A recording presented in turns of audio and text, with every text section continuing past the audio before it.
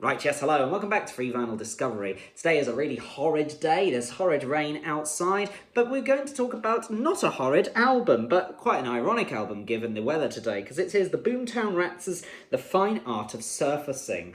It feels like we're drowning in rain today, but we're not drowning in sorrow, because actually this album was a pleasant surprise, for I have never heard any songs by the Boomtown Rats. Of course, I've heard of Bob Geldof, who hasn't. His philanthropic work is spread around the world. He's done great things for this society that we live in today. But the Boomtown Rats is a band that I've always avoided. I thought it wouldn't be for me, I'm not going to enjoy it, it's going to be a sound that's totally alien to me.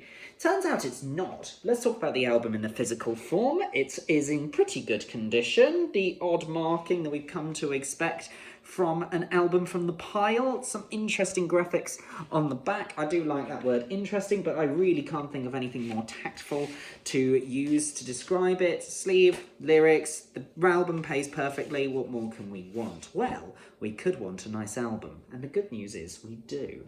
The first side, the A side, is actually really pleasant. I really enjoyed it. The sound is very much akin to other bands of this era that I really enjoyed.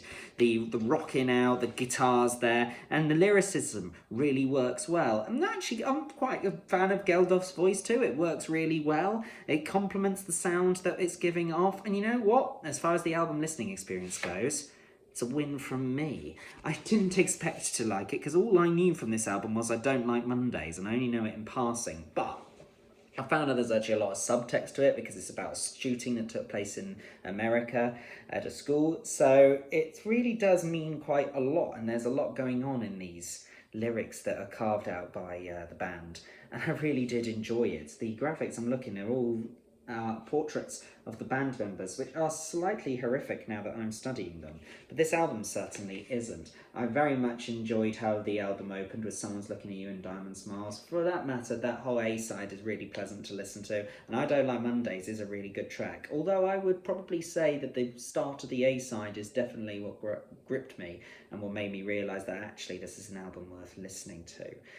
I think we shouldn't sleep on this. Maybe the Boomtown Rats are more familiar to you. There's something that I have never really ventured into, so this is a really good surprise, especially so late in the pile. I didn't have any hope. You've heard me say in previous reviews that I've lost any kind of optimism when it comes to what's left in the pile, but actually this has clawed me back quite nicely because it's the first new find in a long time that I thought, hey, I'm going to put this on again.